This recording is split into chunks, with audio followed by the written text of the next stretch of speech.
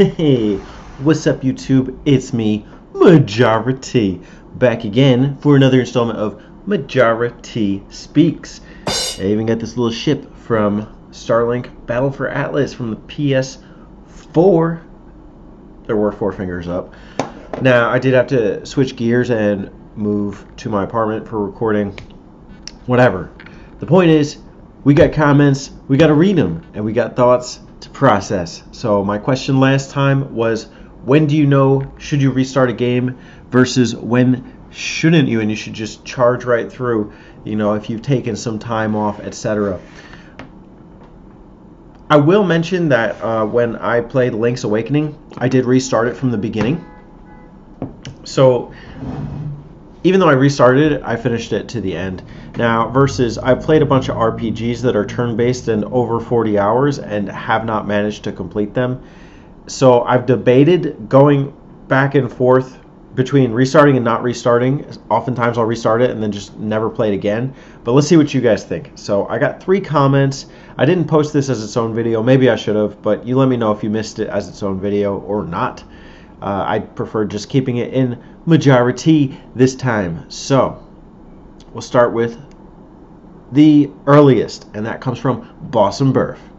Whenever I take a long break from a game, I always continue where I left off. It may take a while to remember what I need to do, but I will figure it out eventually. One game I remember doing that with was Final Fantasy VI on the GBA. Put it down for like half a year, and it took me a couple hours to figure out what I was supposed to do. See, I guess I have that issue too, is that I don't want to spend the time trying to remember all the little things I have to do. Like, I have that issue with Dragon Quest V, and I do like the story, so I'm willing to restart it, but I just don't know that I'm willing to re-enter the world with not a clue. Like, I have some clues, but I just don't think it's enough to piece it together. I think I really need to restart it. The only time I will restart a game is if I'm playing something I truly don't understand at first, and then one day the game's mechanics suddenly click with me. If I don't restart, I will spend the rest of the adventure thinking about all the items I wasted or loot and quests that I missed. Okay, that's interesting.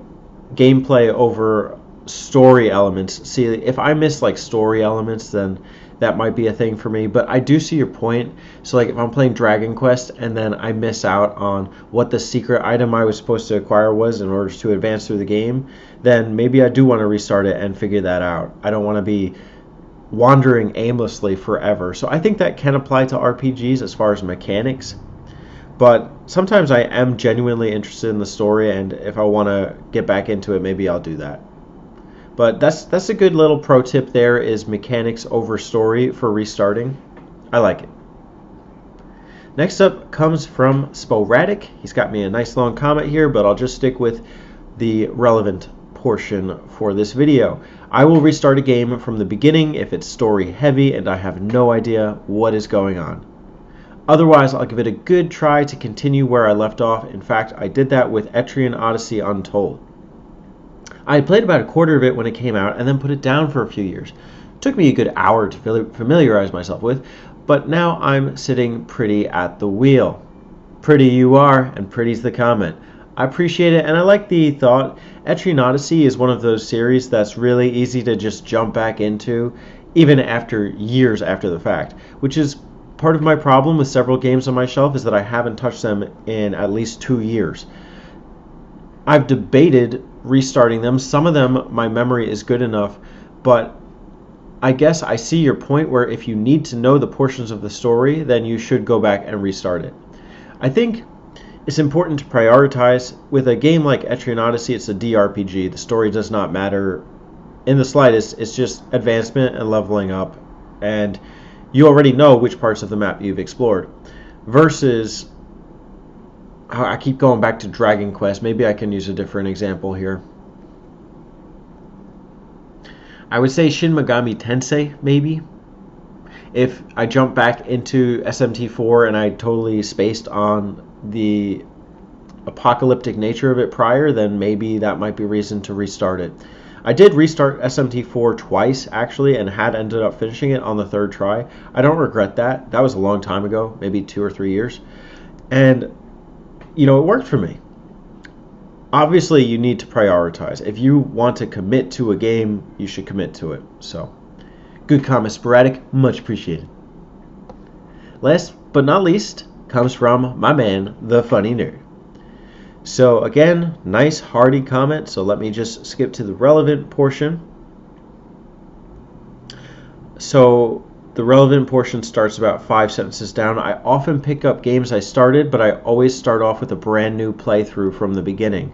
I like seeing everything in completion, and if I care enough to go back to the game, I want to do it right and start from zero, all the way to the end. I'm about to do that to Tokyo Mirage Sessions, which I'll erase about 3 to 4 hours. Start a brand new run for the game and hopefully to completion this time around. So that's the heart of the comment, and 3 to 4 hours is nothing. That's easy enough to want to restart, especially if it's been a long time. Recently I restarted 7th Dragon 3, code VFD on the 3DS. That was a great decision. I also restarted Fire Emblem Path of Radiance. Is that what it is? Path of Radiance, yeah. That was not a bad decision. I don't regret that. But a game like, an SMT game that's going to run you 80 hours. I have Devil Summoner 2, which I have 27 hours logged into, and I just haven't picked it up in the longest time. It's just a hard game. So I've debated restarting it, but I know I don't need to. The problem for me is the gameplay mechanics, as Boss and Burf had mentioned before. I just forgot them. They're like very tricky in-game combat sequences, and there's these huge bosses that come and attack you like at random, but they're coming. I have some issue with that, and especially having forgotten a lot of it, I just have trouble getting back into it. But I love the game, so I'm conflicted. But I see your point about playing through from the beginning. I don't know if I want to do that for all games. I think for me, there are two factors that really play into part. It's, as Boss and Burf and Sporadic kind of alluded to, if I feel completely lost, then I'm going for the restart. I'm going from the beginning. The other thing is, if I know that the game is not going to run me too long, Zelda, for instance, that's not going to be a huge game or a huge endeavor, I'll restart it. Even like the longer ones, Skyward Sword, that's not bad. With that being said, those are my thoughts on restarting a game. What are yours if you haven't shared them already? I would also like to jump now to the table topics. So we are at the table. I would point the camera down, but I don't want you looking any lower than this. While I drink my coffee, let me ponder the question, all right? Decaf. Perfect. It's like I think I'm actually being caffeinated. Okay, what I have here is a ship. And this ship hooks up to a USB stand that plugs onto your PS4 controller. And you put a little pilot inside, and then when you do that, this thing shows up in the game for Starlink Battle for Atlas. This to me is pretty cool. I spent $12 on this ship with the pilot and the weapon, which are currently in a box somewhere. And, to speak early about the game, I am really enjoying Starlink. Like, it's just really easy to pick up and play. But this is a DLC model. This is locked if you don't either purchase it from the DLC shop or get this in store. Now, I don't mind having, a cool ship lying around. I like sci-fi, I like spaceships, I like flying around. It's cool to see it in the game. I obviously don't want to hook it up every time. That's not important to me. But this is interesting enough. I like going to the store and seeing cool things. So, I didn't think this was awful. I bought it. But it's still a DLC model. Now, ideally to me, I would have access to everything from the start, but DLC is now a part of our video game culture. And I know some people lament it and some people embrace it. What do you think? Is there a perfect DLC model or something close? And do you lament DLC culture or do you embrace it? If so, how?